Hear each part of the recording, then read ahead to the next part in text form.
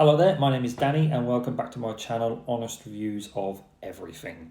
Today I'm going to be talking you through a review on a watch that I've had my eye on for quite some time now, and that is the Tissot Seastar 1000 Powermatic 80. A fantastic watch in the classic black design with the classic bracelet. So I hope you enjoy. Please subscribe, hit the button, like, comment, tell everyone about it, and yeah, enjoy the video. Okay, so one of the main reasons I chose this particular watch was because of my budget. A lot of watches that I've been looking at of this classic diver's watch design were way out of my price range. You think Rolex between 8 to 12,000. I was then brought down to Omega, still way out of my price range.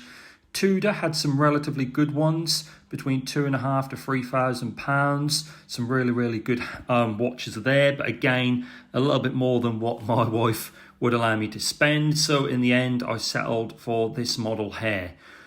I think you'll agree it's a beautiful looking handset. I went for it in the classic black, and we'll have a closer look at some of the details and features shortly.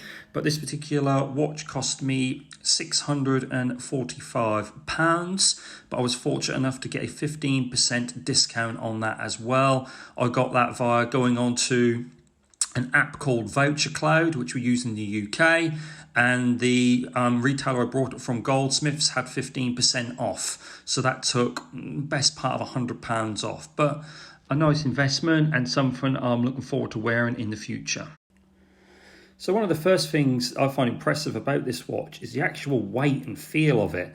A lot of watches nowadays I tend to find are a little bit lightweight, feel very flimsy, but this particular watch just seems to have something about it. I really like the design. I went for the classic bracelet finish. I'll put some pictures on after this particular section of the different finishes you can get in this particular watch, but there are different fascia colors. You can go blue.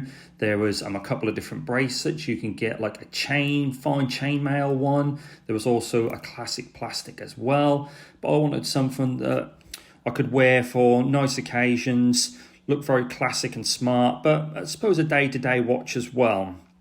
A really nice feature of this handset is it is an automatic, so we don't have to mess around with changing the batteries all the time. And for a watch of this cost, should I say, the Powermatic 80 stands for 80 hours of running time, which for a watch of this price is unheard of.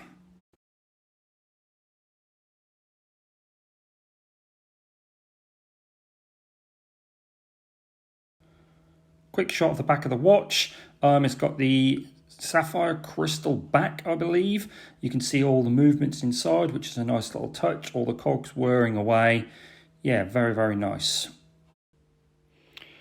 Another thing I liked about this particular watch was it's not too big. One of the main issues I have, although I'm a gentleman, I have very skinny wrists. This particular watch has a 43mm face, so I thought that complemented my wrist nicely without looking too big, too cumbersome, and yeah, very nice. Okay, so going back to the watch and some of the features of this particular watch. As I said, it is aimed at the divers market.